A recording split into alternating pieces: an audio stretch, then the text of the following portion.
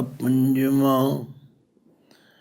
ਗਰੇ ਵਸ ਗੁਰ ਕੀਨਾ, ਹਉ ਕਰ ਕੀ ਨਾਰ। ਦਸ ਦਾਸੀ ਕਰ ਦੀਨੀ ਪਤਾਰ। ਸਗਲ ਸਮਗਰੀ ਮੈਂ ਘਰ ਕੀ ਜੋੜੀ। ਆਸ ਪਿਆਸੀ ਬਿਰ ਕੋ ਲੋੜੀ। ਕਮਨ ਕਹਾਂ ਗੁਣ ਕੰਤ ਪਿਆਰੇ। ਸੁਗੜ ਸਰੂਪ ਦਇਆਲ ਮੁਰਾਰੇ। ਰਹਾਉ ਸਤ ਸਿੰਗਾਰ ਬਹੁ ਅੰਜਨ ਪਾਇਆ। ਅੰਮ੍ਰਿਤ ਨਾਮ ਤੰਬੋਲ ਮੁਖ ਖਾਇਆ। ਕੰਗਣ ਬਸਤਰ ਗਹਿਣੇ ਬਨੇ ਸੁਹਾਵੇ। ਧਨ ਸਭ ਸੁਖ ਪਾਵੈ ਜਾਂ ਪਿਰ ਘਰ ਆਵੇ। ਗੁਣ ਕਾਮਣ ਕਰ ਤਨ ਰੀਝਾਇਆ। ਵਸ ਕਰ ਲੀਨਾ ਗੁਰ ਭਰਨ ਚੁਕਾਇਆ। ਸਭ ਤੇ ਊਚਾ ਮੰਦਰ ਮੇਰਾ। ਸਭ ਕਾਮਣ ਤਿਆਗੀ ਪ੍ਰਿਓ ਪ੍ਰੀਤਮ ਮੇਰਾ। ਪ੍ਰਗਟਿਆ ਸੂਰ ਜੋਤ ਉਜਿਆਰਾ। ਸੇਜ ਵਿਛਾਈ ਸ਼ਰਦ ਅਪਾਰਾ। ਨਵ ਰੰਗ ਲਾਲ ਸੇਜ ਰਾਵਣ ਆਇਆ। ਜਨ ਨਾਨਕ ਪਿਰ ਧਨ ਮਿਲ ਸੁਖ ਪਾਇਆ। ਵਾਹਿਗੁਰੂ ਜੀ ਕਾ ਖਾਲਸਾ, ਵਾਹਿਗੁਰੂ ਜੀ ਕੀ ਫਤਿਹ। ਧੰਨ ਧੰਨ ਸ਼੍ਰੀ ਗੁਰੂ ਅਰਜਨ ਦੇਵ ਸੱਚੇ ਪਾਤਸ਼ਾਹ। ਇੱਕ ਗ੍ਰਸਤ ਵਿੱਚ ਵਿਚਰਦੀ ਜੀਵ ਇਸਤਰੀ ਦਾ ਨਕਸ਼ਾ ਖਿੱਚ ਕੇ ਸਮਝਾਉਂਦੇ ਨੇ। ਔਰ ਇਹ ਨਕਸ਼ਾ ਜਿੱਥੇ ਸਾਡੇ ਦੁਨਿਆਵੀ ਜੀਵਨ ਲਈ ਇੱਕ ਬਹੁਤ ਵੱਡੀ ਸਿੱਖਿਆ ਹੈ, ਉੱਥੇ ਪਰਮਾਤਮਾ ਪਤੀ ਨੂੰ ਮਿਲਣ ਦੀ ਵੀ ਬੜੀ ਖੂਬਸੂਰਤ ਜੁਗਤੀ ਹੈ। ਕਿਉਂਕਿ ਗ੍ਰਸਤੀ ਗੁਰੂ ਸਾਹਿਬਾਨ ਨੇ ਪਹਿਲੀ ਗੱਲ ਸਾਨੂੰ ਗ੍ਰਸਤ ਤਿਆਗਣ ਲਈ ਨਹੀਂ ਕਿਹਾ। ਇਹ ਗੁਰਮਤਿ ਦੀ ਵਿਸ਼ੇਸ਼ਤਾ ਵਿਲੱਖਣਤਾ ਨੂੰ ਹਰ ਗੁਰਸਿੱਖ ਮਾਈ ਭਾਈ ਨੂੰ ਸਮਝਣਾ ਚਾਹੀਦਾ। ਦੂਸਰੇ ਨੰਬਰ 'ਤੇ ਜੇ ਸਾਡੇ ਘਰ ਪਰਿਵਾਰ ਵਿੱਚ ਸੁੱਖ ਹੋਵੇਗਾ ਤੇ ਫਿਰ ਅਸੀਂ ਆਪਣਾ ਸਮਾਂ ਪਰਮਾਤਮਾ ਦੀ ਭਗਤੀ ਵਿੱਚ ਵੀ ਲਾ ਸਕਾਂਗੇ। ਜਿਨ੍ਹਾਂ ਘਰਾਂ ਵਿੱਚ ਕਲੇਸ਼ ਹੈ ਉੱਥੇ ਕਦੇ ਭਗਤੀ ਦੀ ਗੱਲ ਨਹੀਂ ਹੁੰਦੀ, ਉੱਥੇ ਤੇ ਕਲਾ ਕਲੇਸ਼ ਦੀ ਗੱਲ ਹੁੰਦੀ। ਬਚਪਨ ਤੋਂ ਬਜ਼ੁਰਗਾਂ ਤੋਂ ਸੁਣਦੇ ਆਏ ਹਾਂ, ਜਿਸ ਘਰ ਵਿੱਚ ਕਲਾ ਕਲੇਸ਼ ਵਸੇ ਘੜਿਓਂ ਪਾਣੀ ਨੱਸਿਆ। ਬੜੀ ਵੱਡੀ ਗੱਲ ਹੈ। ਜਿਸ ਘਰ ਵਿੱਚ ਪਤੀ ਪਤਨੀ ਦੀ ਬਣ ਨਹੀਂ ਆਈ, ਉਸ ਘਰ ਦੇ ਸਾਰੇ ਸੁੱਖ ਆਰਾਮ ਖੰਭ ਲਾ ਕੇ ਉੱਡ ਜਾਂਦੇ। ਤੋ ਮਹਾਰਾਜ ਨੇ ਸਾਡਾ ਲੋਕ ਵੀ ਸਵਾਰਿਆ, ਪਰਲੋਕ ਵੀ ਸਵਾਰਿਆ। ਦੁਨਿਆਵੀ ਪਤੀ ਦੀ ਪ੍ਰਸੰਨਤਾ ਉਸ ਪਰਮਾਤਮਾ ਪਤੀ ਦੀ ਪ੍ਰਸੰਨਤਾ ਨਾਲ ਜੋੜ ਕੇ ਸਮਝਾਇਆ। ਆਓ ਆਪਾਂ ਵਿਚਾਰ ਕਰੀਏ। ਗੁਰੂ ਅਰਜਨ ਦੇਵ ਪਾਤਸ਼ਾਹ ਇੱਕ ਜਗਿਆਸੂ ਇਸਤਰੀ ਵਾਂਗੂ ਆਪਣੀ ਸਤ ਸੰਗਣ ਸਹੇਲੀ ਨੂੰ ਆਪਣੀ ਉਸ ਅਧਿਆਤਮਕ ਅਵਸਥਾ ਦਾ ਜ਼ਿਕਰ ਕਰਦੇ ਹਨ। ਕਵਨ ਕਹਾਂ ਗੁਣ ਕੰਤ ਪਿਆਰੇ। ਹੁਣ ਅਖਰੀ ਅਰਥ ਕੋਈ ਔਖੇ ਨਹੀਂ, ਪਰ ਇਹ ਵੀ ਤਾਂ ਜੇ ਸਮਝ ਕੇ ਪੜ੍ਹਿਆ ਜਾਏ। ਜਿਸ ਤਰ੍ਹਾਂ ਅਸੀਂ ਅੱਜ ਪਾਠ ਕਰ ਰਹੇ ਹਾਂ ਔਰ ਪਾਠੀ ਸਿੰਘ ਡਿਊਟੀ ਲਾਉਣ ਦੀ ਇੱਛਾ ਕਰਦੇ ਨੇ, ਜੀ ਸਾਡੀ ਵੀ ਡਿਊਟੀ ਰੱਖ ਦਿਓ ਜੀ। ਪਰ ਖਿਮਾ ਕਰਨਾ, ਮੈਂ ਕਿਉਂਕਿ ਇਸ ਲਾਈਨ ਵਿੱਚ ਬਹੁਤ ਛੋਟੀ ਉਮਰ ਤੋਂ ਪ੍ਰਵਿਰਤ ਹਾਂ। ਜੋ ਕੁਝ ਹੁਣ ਪਾਠ ਹੋ ਰਿਹਾ ਹੈ ਜੇ ਸੈਂਕੜੇ ਪਾਠੀਆਂ ਨੂੰ ਇਕੱਤਰਿਤ ਕਰਕੇ ਪੁੱਛੀਏ ਇਹਦਾ ਅਰਥ ਵੀ ਦੱਸੋ ਤਾਂ ਮੇਰੇ ਖਿਆਲ ਵਿੱਚ ਉਂਗਲਾਂ 'ਤੇ ਗਿਣੇ ਜਾਣ ਵਾਲੇ ਹੀ ਪਾਠੀ ਮਿਲਣਗੇ ਜਿਹੜੇ ਅਰਥਾਂ ਦੀ ਗੱਲ ਕਰਨ। ਨਹੀਂ ਤੇ ਬਹੁ ਗਿਣਤੀ ਦਾ ਇਹੀ ਜਵਾਬ ਹੈ, ਅਸੀਂ ਤਾਂ ਜੀ ਪਾਠ ਕਰਦੇ। ਹੁਣ ਪਾਠ ਕਾਹਦੇ ਲਈ ਕਰਨਾ, ਕਿਉਂ ਕਰਨਾ? ਮੈਨੂੰ ਆਪਣਾ ਬਚਪਨਾ ਯਾਦ ਹੈ, ਜਦੋਂ ਕਿਸੇ ਪ੍ਰੇਮੀ ਦੇ ਘਰ ਪਾਠ ਹੁੰਦਾ ਸੀ। ਪਹਿਲੀ ਗੱਲ ਤਾਂ ਡਿਊਟੀ ਉਸ ਵੇਲੇ ਲਾਈ ਜਾਂਦੀ ਸੀ ਉਸ ਪਾਠੀ ਦੀ ਜਿਹੜਾ ਸੰਗਤ ਨੂੰ ਪਾਠ ਸੁਣਾਵੇ, ਅਤੇ ਸੰਗਤਾਂ ਵਿੱਚ ਵੀ ਇੰਨਾ ਚਾਅ ਅਤੇ ਉਮਾਹ ਹੁੰਦਾ ਸੀ ਕਿ ਉਸ ਵੇਲੇ ਸਾਰੇ ਮੁਹੱਲੇ ਦੇ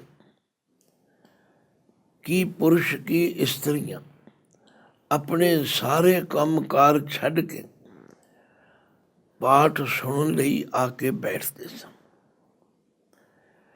ਪਰ ਹੁਣ ਖਿਮਾ ਕਰਨਾ, ਕਿਸੇ ਨੂੰ ਬੁਰਾ ਨਾ ਲੱਗੇ, ਕੋਈ ਪਾਠੀ ਸਿੰਘ ਬੁਰਾ ਨਾ ਮਹਿਸੂਸ ਕਰੇ, ਜਾਂ ਕਿਸੇ ਪਾਠ ਕਰਾਉਣ ਵਾਲੇ ਨੂੰ ਐਸਾ ਨਾ ਲੱਗੇ, ਜਾਂ ਉਹਨਾਂ ਬਾਬਿਆਂ ਨੂੰ, ਉਹਨਾਂ ਠੇਕੇਦਾਰਾਂ ਨੂੰ ਬੁਰਾ ਨਾ ਲੱਗੇ ਜਿਹੜੇ ਕਈ ਸਾਲਾਂ ਦੇ ਪਾਠਾਂ ਦੀ ਬੁਕਿੰਗ ਕਰਦੇ ਕਰਾਉਂਦੇ ਨੇ।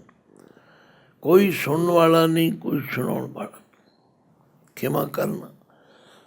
ਫਿਰ ਗੁਰਬਾਣੀ ਗੁਰੂ ਕਿਸ ਤਰ੍ਹਾਂ ਹੋਈ ਜੇ ਅਸੀਂ ਗੁਰੂ ਦੀ ਗੱਲ ਸੁਣਾਂਗੇ ਨਹੀਂ, ਜੇ ਗੁਰੂ ਦੀ ਗੱਲ ਤੋਂ ਸਿੱਖਿਆ ਨਹੀਂ ਲਵਾਂਗੇ, ਫਿਰ ਕਿਵੇਂ ਸਾਡਾ ਜੀਵਨ ਬਦਲੇ? ਧੰਨ ਗੁਰੂ ਅਰਜਨ ਦੇਵ ਪਾਤਸ਼ਾਹ ਜੀ ਇੱਕ ਸਤਸੰਗਣ ਸਖੀ ਨੂੰ ਕਹਿ ਰਹੇ, ਕਮਨ ਕਾਹਾਂ ਗੁਣ ਕੰਤ ਪਿਆਰੇ। ਮੈਂ ਆਪਣੇ ਪਿਆਰੇ ਕੰਤ ਪਰਮਾਤਮਾ ਪਤੀ ਦੇ ਕਿਹੜੇ ਕਿਹੜੇ ਗੁਣ ਨੂੰ ਬਿਆਨ ਕਰਾਂ? ਸੁਗੜ ਸਰੂਪ ਦਿਆਲ ਮੁਰਾਰੇ। ਸੁਗੜ ਕਿਸ ਨੂੰ ਕਹਿੰਦੇ? ਜਿਹੜਾ ਬਹੁਤ ਸਿਆਣਾ ਹੋਵੇ, ਸੁਚੱਜਾ ਹੋਵੇ, ਸਰੂਪ ਸੋਹਣੇ ਰੂਪ ਵਾਲਾ ਹੋਵੇ। ਮੁਰਾਰੇ ਇਹ ਪਰਮਾਤਮਾ ਦਾ ਇੱਕ ਸਿਫਾਤੀ ਨਾਮ, ਜਿਹਦੇ ਆਖਰੀ ਅਰਥ ਵਿਦਵਾਨਾਂ ਨੇ ਕੀਤੇ ਨੇ ਮੁਰ ਅਰ। ਮੁਰ ਦੈਂਤ ਦਾ ਵੈਰੀ, ਅਹੰਕਾਰ ਰੂਪੀ ਦੈਂਤ ਨੂੰ ਮਾਰਨ ਵਾਲਾ। ਇਹ ਹੈ ਰਹਾਉ ਦੀ ਪੰਗਤ। ਕਮਨ ਕਾਹਾਂ ਗੁਣ ਕੰਤ ਪਿਆਰੇ, ਸੁਗੜ ਸਰੂਪ ਦਿਆਲ ਮੁਰਾਰੇ। ਮੇਰਾ ਉਹ ਕੰਤ ਇਤਨੇ ਗੁਣਾਂ ਦਾ ਮਾਲਕ ਹੈ, ਮੈਂ ਕਿਹੜਾ ਕਿਹੜਾ ਗੁਣ ਉਸਦਾ ਬਿਆਨ ਕਰਾਂ। ਉਹਦੇ ਵਰਗਾ ਕੋਈ ਸੁਗੜ ਨਹੀਂ, ਉਹਦੇ ਵਰਗਾ ਕੋਈ ਸਰੂਪ ਨਹੀਂ, ਉਹਦੇ ਵਰਗਾ ਕੋਈ ਦਇਆ ਦਾ ਘਰ ਨਹੀਂ, ਉਹਦੇ ਵਰਗਾ ਕੋਈ ਅਹੰਕਾਰ ਦੈਂਤ ਨੂੰ ਮਾਰਨ ਵਾਲਾ ਨਹੀਂ। ਇਹ ਸਾਰੇ ਗੁਣ ਹਨ। ਇਹਨਾਂ ਕੁਝ ਕਹਿ ਕੇ ਵੀ ਪਾਤਸ਼ਾਹ ਕਹਿੰਦੇ, ਤੇਰੇ ਕਮਨ ਕਮਨ ਗੁਣ ਕਹਿ ਕਹਿ ਗਾਵਾਂ। ਤੂੰ ਸਾਹਿਬ ਗੁਣੀ ਨਿਧਾਨਾ, ਤੁਮਰੀ ਮਹਿਮਾ ਵਰਨ ਨ ਸਾਕੂ। ਤੂੰ ਠਾਕੁਰ ਊਚ ਭਗਵਾਨਾ, ਜੇਵਾ ਏਕ ਕਮਨ ਗੁਣ ਕਹੀਏ। ਬੇਸ਼ੁਮਾਰ ਬੇਅੰਤ ਸੁਆਮੀ, ਤੇਰੋ ਅੰਤ ਨਕ ਨਹੀਂ ਲਈਏ। ਇਹ ਹੈ ਰਹਾਉ ਦੀ ਪੰਗਤ। ਆਓ ਹੁਣ ਸ਼ਬਦ ਦੀ ਵਿਚਾਰ ਵੱਲ ਧਿਆਨ ਦੇਈਏ। ਕਹਿੰਦੇ ਹੁਣ ਮੇਰੇ ਤੇ ਕਿਰਪਾ ਹੋ ਗਈ। ਕਿਸ ਦੀ ਕਿਰਪਾ ਹੋ ਗਈ? ਗੁਰੂ ਦੀ ਕਿਰਪਾ ਹੋ ਗਈ। ਗਰੇ ਵਸ ਗੁਰ ਕੀਨਾ। ਅੱਗੇ ਮੈਂ ਬਾਹਰ ਹੀ ਭਟਕਦੀ ਫਿਰਦੀ ਸੀ, ਪਰ ਹੁਣ ਗੁਰੂ ਨੇ ਮੇਰਾ ਜੋ ਸਰੀਰ ਰੂਪੀ ਘਰ ਹੈ ਇਹ ਵਸ ਵਿੱਚ ਕੀਨਾ। ਅੱਗੇ ਮੈਂ ਇਹਨਾਂ ਇੰਦਰੀਆਂ ਦੇ ਅਧੀਨ ਸਾਂ, ਅਤੇ ਹੁਣ ਇਹ ਇੰਦਰੀਆਂ ਮੇਰੇ ਅਧੀਨ ਹਨ। ਦੇਖੋ ਨਾ, ਜੇ ਪਰਿਵਾਰ ਦੇ ਮੈਂਬਰ ਤੁਹਾਡੇ ਕਹਿਣੇ ਵਿੱਚ ਨਾ ਹੋਣ, ਮੇਰੇ ਕਹਿਣੇ ਵਿੱਚ ਨਾ ਹੋਣ, ਅਸੀਂ ਕਿਵੇਂ ਕਹਿ ਸਕਦੇ ਹਾਂ ਕਿ ਸਾਡਾ ਘਰ ਸਾਡੇ ਕਾਬੂ ਵਿੱਚ ਹੈ। ਗੁਰੂ ਅਰਜਨ ਦੇਵ ਪਾਤਸ਼ਾਹ ਕਹਿੰਦੇ ਗੁਰੂ ਨੇ ਐਸੀ ਕਿਰਪਾ ਕੀਤੀ ਹੈ, ਗ੍ਰਹਿ ਵਸ ਗੁਰ ਕੀਨਾ। ਹੁਣ ਮੇਰਾ ਘਰ ਮੇਰੇ ਵਸ ਵਿੱਚ, ਤੇ ਜਿਹਦੀ ਆਪਣੇ ਘਰ ਵਿੱਚ ਚਲਦੀ ਹੋਵੇ ਉਹ ਫਿਰ ਘਰ ਦਾ ਆਦਰਯੋਗ ਸਤਿਕਾਰਯੋਗ ਵਿਅਕਤੀ ਹੁੰਦਾ। ਉਸ ਨੂੰ ਘਰ ਦੀ ਪਟਰਾਣੀ ਕਹੋ, ਉਹਨੂੰ ਮਲਕਾ ਕਹੋ, ਉਹਨੂੰ ਘਰ ਦੀ ਮਾਲਕਣ ਕਹੋ, ਜੋ ਮਰਜ਼ੀ ਕਹੋ। ਕਹਿੰਦੇ ਹੁਣ ਮੈਂ ਸਰੀਰ ਰੂਪੀ ਘਰ ਗੁਰੂ ਦੀ ਕਿਰਪਾ ਦੇ ਨਾਲ ਮੇਰੇ ਵੱਸ ਵਿੱਚ ਆ। ਹਾਂ ਘਰ ਕੀ ਨਾਰ, ਮੈਂ ਹੁਣ ਘਰ ਦੀ ਮਲਕਾ ਹਾਂ, ਘਰ ਦੀ ਮਾਲਕ ਹਾਂ, ਪਟਰਾਣੀ ਹਾਂ। ਦਸ ਦਾਸੀ ਕਰ ਦੀਨੀ ਪਤਾਰ। ਅੱਗੇ ਮੇਰੇ ਘਰ ਵਿੱਚ ਇਹਨਾਂ 10 ਦਾਸੀਆਂ, 10 ਗਿਣਤੀ ਦਾ ਸ਼ਬਦ ਹੈ। ਦਾਸੀ ਦਾ ਮਤਲਬ ਹੈ ਟਹਿਲਣਾ, ਨੌਕਰਿਆਣੀਆਂ। ਇਹ ਜਿਹੜੀਆਂ ਇੰਦਰੀਆਂ ਹਨ, 5 ਗਿਆਨ ਇੰਦਰੀਆਂ ਤੇ 5 ਕਰਮ ਇੰਦਰੀਆਂ, ਪਹਿਲਾਂ ਤੇ ਮੈਂ ਇਹਨਾਂ ਦੇ ਅਧੀਨ ਸੀ, ਇਹਨਾਂ ਦਾ ਹੁਕਮ ਚੱਲਦਾ ਸੀ। ਪਰ ਮੇਰੇ ਪਤਾਰ ਪਤੀ ਨੇ ਐਸੀ ਕਿਰਪਾ ਕੀਤੀ, ਹੁਣ ਇਹ 10 ਦੀਆਂ 10 ਮੇਰੇ ਅੱਗੇ ਹੱਥ ਜੋੜ ਕੇ ਖੜੀਆਂ। ਬੜੀ ਡੂੰਘੀ ਗੱਲ ਕਹੀ ਪਾਤਸ਼ਾਹ ਨੇ। ਕਾਸ਼ ਜੇ ਗੁਰੂ ਕਾ ਸਿੱਖ ਜਗਿਆਸੂ ਇਸ ਗੱਲ ਨੂੰ ਸਮਝ ਲਵੇ ਤੇ ਸਾਰੀਆਂ ਮੁਸ਼ਕਲਾਂ ਹੱਲ ਹੋ ਜਾਣ। ਗ੍ਰਹਿ ਵਸ ਗੁਰ ਕੀਨਾ, ਹਉ ਘਰ ਕੀ ਨਾਰ। 10 ਦਾਸੀ ਕਰ ਦੀਨੀ ਪਤਾਰ। ਹੁਣ ਪ੍ਰਭੀ ਪਤੀ ਨੇ ਐਸੀ ਕਿਰਪਾ ਕੀਤੀ ਕਿ ਇਹ 10 ਕਰਮ ਇੰਦਰੀਆਂ ਗਿਆਨ ਇੰਦਰੀਆਂ ਮੇਰੇ ਅਧੀਨ ਕਰ ਦਿੱਤੀਆਂ। ਸਗਲ ਸਮਗਰੀ ਮੈਂ ਘਰ ਕੀ ਜੋੜੀ। ਸਾਧ ਸੰਗਤ ਜੀ, ਜਦੋਂ ਪਤੀ ਨੇ ਘਰ ਆਉਣਾ ਹੋਵੇ, ਸੁਹਾਗਣ ਨੂੰ ਕਿੰਨਾ ਚਾਅ ਹੁੰਦਾ।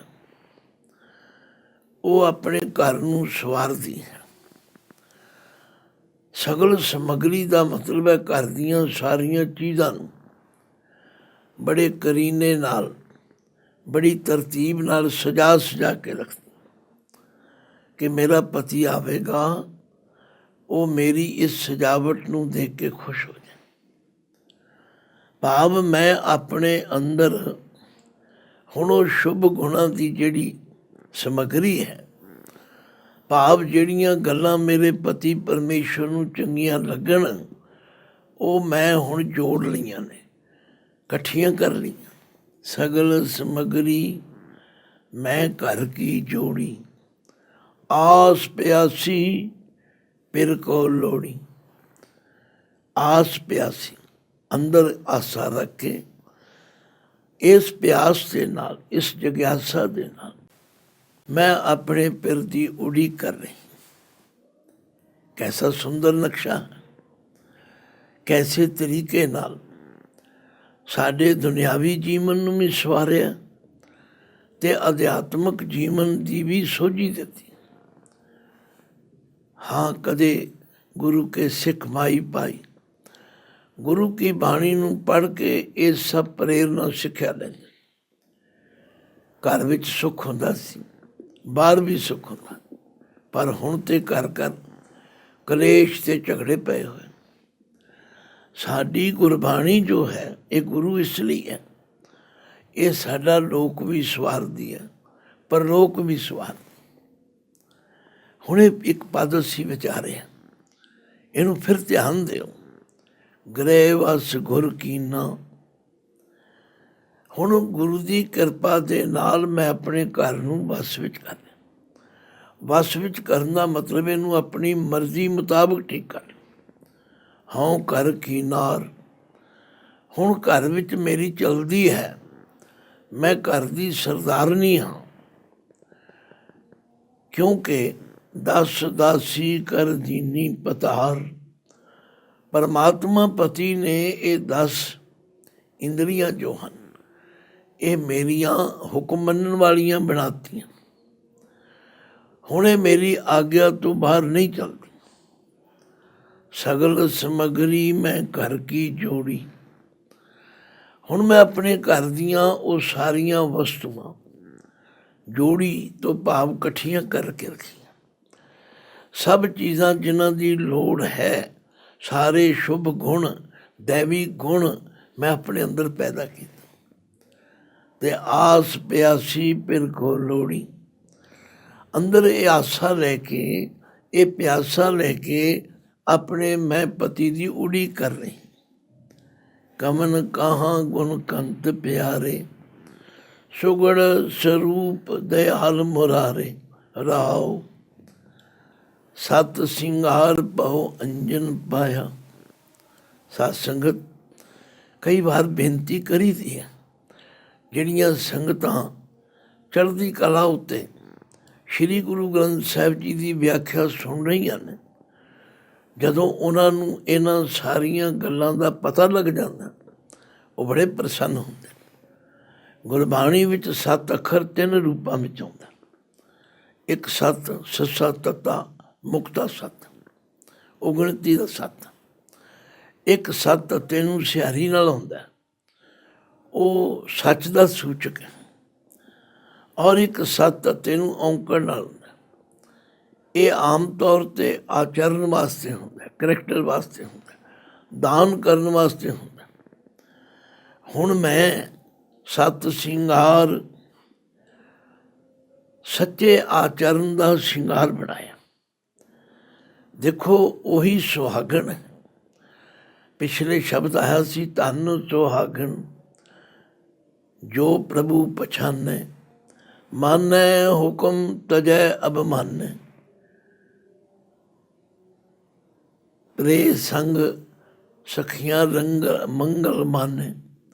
ਕਹਿਣ ਦਾ ਮਤਲਬ, ਜਿਹੜੀ ਇਸਤਰੀ ਆਪਣੇ ਪਤੀ ਨੂੰ ਸੱਚਾ ਆਚਰਨ ਕਰਕੇ ਪ੍ਰਸੰਨ ਕਰ ਲੈਂਦੀ, ਉਹ ਹੀ ਆਪਣੇ ਪਤੀ ਦੀ ਖੁਸ਼ੀ ਮਾਣ ਸਕਦੀ।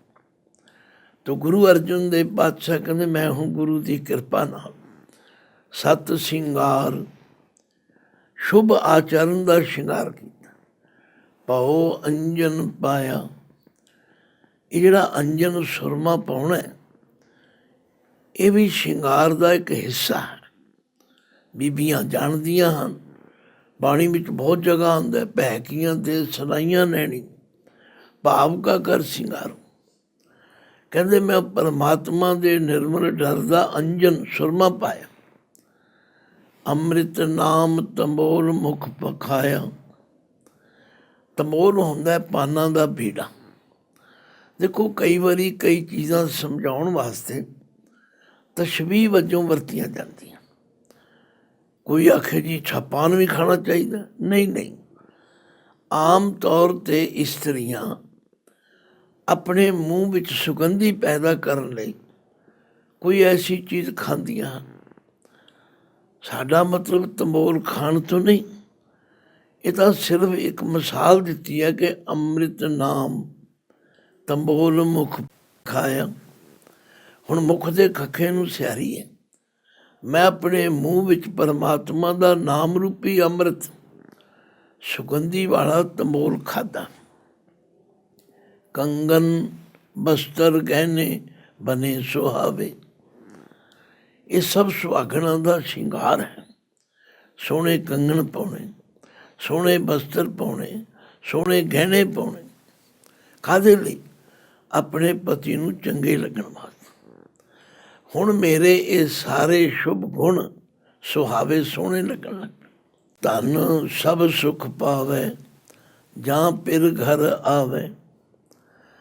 ਆਖਿਆ, ਉਹ ਸੁਹਾਗਣ ਇਸਤਰੀ ਸਾਰੇ ਸੁੱਖਾਂ ਦੀ ਪ੍ਰਾਪਤੀ ਕਰ ਲੈਂਦੀ ਹੈ ਜਦੋਂ ਪਿਰ ਘਰ ਆਵੇ, ਜਦੋਂ ਪਰਮਾਤਮਾ ਪਤੀ ਹਿਰਦੇ ਵਿੱਚ ਆ ਕੇ ਵਸੇ।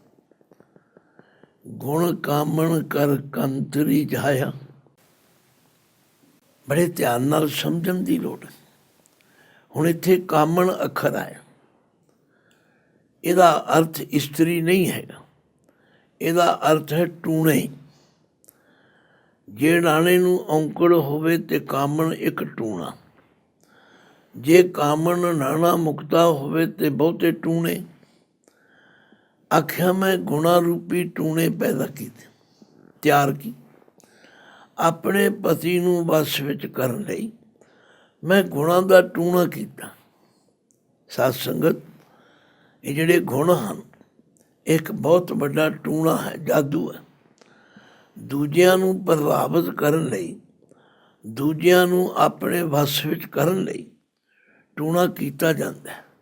ਪਰ ਗੁਰੂ ਸਾਹਿਬ ਕਹਿੰਦੇ ਨੇ ਉਹ ਟੂਣੇ ਨਹੀਂ ਕਰਨੇ, ਬਲਕਿ ਆਪਣੇ ਅੰਦਰ ਗੁਣ ਪੈਦਾ ਕਰ। ਇੱਕ ਬਹੁਤ ਵੱਡਾ ਟੂਣਾ ਹੈ। ਜਿਸ ਟੂਣੇ ਦੇ ਅਧੀਨ ਇੱਕ ਵਾਰੀ ਪਤੀ ਹੋ ਜਾਏ, ਮੁੜ ਕੇ ਉਹ ਛੱਡ ਕੇ ਨਹੀਂ ਜਾਂਦਾ। ਪਰ ਮੈਂ ਕਿਵੇਂ ਕੀਤਾ? ਗੁਣ ਕਾਮਣ ਕਰ ਕੰਤਰੀ ਜਾਇਆ। ਗੁਣਾਂ ਦੇ ਟੂਣੇ ਕਰਕੇ ਮੈਂ ਆਪਣੇ ਪਤੀ ਨੂੰ ਪ੍ਰਸੰਨ ਕਰ। ਵਸ ਕਰ ਰੀਨਾ ਗੁਰ ਭਰਮ ਚੁਕਾਇਆ। ਗੁਰ ਦੇ ਰਾਰੇ ਨੂੰ ਫਿਰ ਸਿਆਰੀ। ਗੁਰੂ ਨੇ ਜਦੋਂ ਮੇਰਾ ਭਰਮ ਦੂਰ ਕਰ ਦਿੱਤਾ, ਮੈਨੂੰ ਸਮਝਾ ਦਿੱਤਾ ਕਿ ਪਰਮਾਤਮਾ ਤੇਰੇ ਅੰਦਰ ਹੈ, ਤੇਰੇ ਕੋਲ ਹੈ। ਤੇਰੀ ਅਗਿਆਨਤਾ ਕਰਕੇ, ਤੇਰੀਆਂ ਕਮੀਆਂ ਕਰਕੇ ਤੈਨੂੰ ਨਜ਼ਰ ਨਹੀਂ ਆਉਂਦਾ। ਹੁਣ ਮੈਂ ਉਸ ਨੂੰ ਵਸ ਕਰ ਲਿਆ। ਭਾਵ ਉਹ ਪਰਮਾਤਮਾ ਪਤੀ ਮੇਰੇ ਤੇ ਰੀਝ ਗਿਆ। ਸਭ ਤੇ ਉੱਚਾ ਮੰਦਰ ਮੇਰਾ। ਹੁਣ ਮੇਰਾ ਮੰਦਰ, ਹਿਰਦਾ ਘਰ ਉੱਚਾ ਹੋ ਗਿਆ, ਸ੍ਰੇਸ਼ਟ ਹੋ ਗਿਆ। ਸੱਚਮੁੱਚ ਜਿਹੜੀ ਇਸਤਰੀ ਦੀ ਆਪਣੇ ਪਤੀ ਨਾਲ ਬਣ ਆਵੇ, ਉਹਦੀ ਪੇਕੇ ਸਹੁਰੇ ਸਭ ਜਗ੍ਹਾ ਇੱਜ਼ਤ ਹੁੰਦੀ। ਉਹ ਆਪਣੀਆਂ ਸਹੇਲੀਆਂ ਵਿੱਚ ਬੜੀ ਟੌਰ ਨਾਲ ਵਿਚਰ। ਆਖਿਆ ਸਭ ਤੇ ਉੱਚਾ ਮੰਦਰ ਮੇਰਾ, ਸਭ ਕਾਮਣ ਤਿਆਗੀ ਪ੍ਰਿਓ ਪ੍ਰੀਤਮ ਮੇਰਾ। ਹੁਣ ਇੱਥੇ ਕਾਮਣ ਦੇ ਨਾਣੇ ਨੂੰ ਸਿਆਰੀ ਹੈ। ਮੇਰੇ ਪਿਆਰੇ ਪ੍ਰੀਤਮ ਨੇ ਸਭ ਇਸਤਰੀਆਂ ਛੱਡ ਦਿੱਤੀਆਂ, ਤਿਆਗ ਦਿੱਤੀਆਂ। ਭਾਵ ਉਹਨਾਂ ਦਾ ਸ਼ਿੰਗਾਰ, ਉਹਨਾਂ ਦਾ ਪਿਆਰ ਉਹਨੂੰ ਮੋਹ ਨਹੀਂ ਸਕਿਆ। ਪਰ ਮੇਰੇ ਤੇ ਗੁਰੂ ਨੇ ਕਿਰਪਾ ਕੀਤੀ, ਮੈਨੂੰ ਐਸੇ ਗੁਣ ਦੱਸੇ। ਮੈਂ ਹਮੇਸ਼ਾ ਬੇਨਤੀ ਕਰਦਾ, ਮੇਰੀ ਉਹ ਧੀਓ ਭੈਣੋ, ਸ਼ਬਦ ਹਜ਼ਾਰੇ ਪੜ੍ਹਿਆ ਕਰੋ। ਸ਼ਬਦ ਹਜ਼ਾਰੇ ਵਿੱਚ ਗੁਰੂ ਮਹਾਰਾਜ ਨੇ ਉਹ ਸ਼ਿੰਗਾਰ ਦੀ ਗੱਲ ਸਮਝਾਈ ਹੈ, ਜਿਸ ਸ਼ਿੰਗਾਰ ਨੂੰ ਸਮਝ ਕੇ ਕਰਕੇ ਅਸੀਂ ਪਰਮਾਤਮਾ ਪਤੀ ਦੀ ਪ੍ਰਸੰਨਤਾ ਲੈ ਸਕਦੇ। ਹੁਣ ਹੋਇਆ ਕੀ?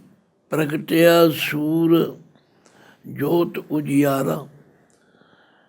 ਮੇਰੇ ਹਿਰਦੇ ਦੇ ਅੰਦਰ ਗਿਆਨ ਰੂਪੀ ਸੂਰ ਚੜ੍ਹ ਗਿਆ। ਪ੍ਰਗਟਿਆ ਸੂਰ। ਸੂਰ ਦੀ ਮਿਸਾਲ ਕਿਉਂ ਦਿੱਤੀ? ਇਹ ਸੂਰਜ ਹੈ, ਤੇ ਸੂਰਜ ਤੇ ਚੜ੍ਹਨਾ ਕੀ ਹੁੰਦਾ? ਹਨੇਰਾ ਦੂਰ ਹੋ ਜਾਂਦਾ। ਗਿਆਨ ਰੂਪੀ ਸੂਰਜ ਦੇ ਚੜ੍ਹਨ ਦੇ ਨਾਲ ਅਗਿਆਨਤਾ ਦਾ ਅੰਧੇਰਾ ਦੂਰ ਹੋ ਜਾਂਦਾ। ਪ੍ਰਗਟਿਆ ਸੂਰ ਜੋਤ ਉਜਿਆਰਾ। ਹੁਣ ਮੇਰੇ ਅੰਦਰ ਪਰਮਾਤਮਾ ਦੀ ਜੋਤ ਪ੍ਰਕਾਸ਼ਮਾਨ ਹੋ ਗਈ, ਚਾਨਣ ਹੋ ਗਈ। ਮੈਨੂੰ ਸਮਝ ਆ ਗਈ ਕਿ ਪਰਮਾਤਮਾ ਦੀ ਜੋਤ ਹਰ ਜਗ੍ਹਾ, ਕਿਉਂਕਿ ਗੁਰੂ ਨੇ ਦੱਸਿਆ ਸਭ ਮੈਂ ਜੋਤ ਜੋਤ ਹੈ ਸੋਏ, ਤਿਸ ਤੈ ਚਾਨਣ ਸਭ ਮੈਂ ਚਾਨਣ ਹੋਏ।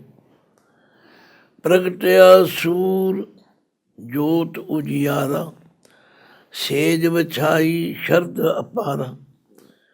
ਹੁਣ ਮੈਂ ਆਪਣੇ ਹਿਰਦੇ ਦੀ ਸੇਜ ਵਿਛਾਈ, ਬੜੀ ਸ਼ਰਧਾ ਦੇ ਨਾਲ। ਸਾਧ ਸੰਗਤ, ਪਰਮਾਤਮਾ ਕਿਸੇ ਦਿਖਾਵੇ ਨਾਲ ਨਹੀਂ ਰੀਝਦਾ, ਉਹ ਤੇ ਸ਼ਰਧਾ ਨਾਲ ਰੀਝਦਾ, ਉਹ ਤੇ ਪ੍ਰੇਮ ਨਾਲ ਵਸ ਆਉਂਦਾ। ਗੋਬਿੰਦ ਭਾਉ ਭਗਤ ਦਾ ਭੁੱਖਾ। ਗੁਰੂ ਅਰਜਨ ਦੇਵ ਪਾਤਸ਼ਾਹ ਕਿਵੇਂ ਦੁਨਿਆਵੀ ਜੀਵਨ ਲਈ ਵੀ ਸਾਨੂੰ ਸਿੱਖਿਆ ਦੇ ਰਹੇ ਨੇ, ਤੇ ਪਰਮਾਤਮਾ ਪਤੀ ਨੂੰ ਪ੍ਰਸੰਨ ਕਰਨ ਦੀ ਵੀ ਸਿੱਖਿਆ ਦੇ ਰਹੇ। ਪ੍ਰਗਟਿਆ ਸੂਰ ਜੋਤ ਉਜਿਆਰਾ, ਸੇਜ ਵਿਛਾਈ ਸ਼ਰਧ ਅਪਾਰਾ। ਨਵ ਰੰਗ ਲਾਲ ਸੇਜ ਰਾਮਣ ਆਇਆ। ਉਹ ਨਵੇਂ ਰੰਗ ਵਾਲਾ, ਉਹ ਪਰਮਾਤਮਾ ਜਿਹੜਾ ਨਿਤ ਨਵੇਂ ਪਿਆਰ ਵਾਲਾ, ਲਾਲ ਕਹੀਏ ਪਿਆਰਾ, ਹੁਣ ਮੇਰੇ ਹਿਰਦੇ ਰੂਪੀ ਸੇਜ ਉੱਤੇ ਉਹ ਬਿਰਾਜਣ ਲਈ ਆ ਗਿਆ। ਸੇਜ ਹਿਰਦਾ ਰੂਪੀ ਸੇਜ। ਰਾਵਣ ਆਇਆ, ਮੈਨੂੰ ਮਾਣ ਦੇਣ ਆਇਆ। ਨਵ ਰੰਗ ਲਾਲ ਸੇਜ ਰਾਵਣ ਆਇਆ। ਜਨ ਨਾਨਕ ਪਿਰ ਧਨ ਮਿਲ ਸੁਖ ਪਾਇਆ। ਨਾਨਕ ਦਾਸ ਜੀ ਕਹਿੰਦੇ ਇਸ ਤਰ੍ਹਾਂ ਪਿਰ ਪਤੀ, ਧਨ ਇਸਤਰੀ ਆਪਸ ਵਿੱਚ ਮਿਲ ਕੇ ਉਸ ਸੱਚੇ ਤੇ ਸਦੀਵੀ ਸੁੱਖ ਨੂੰ ਪ੍ਰਾਪਤ ਕਰ।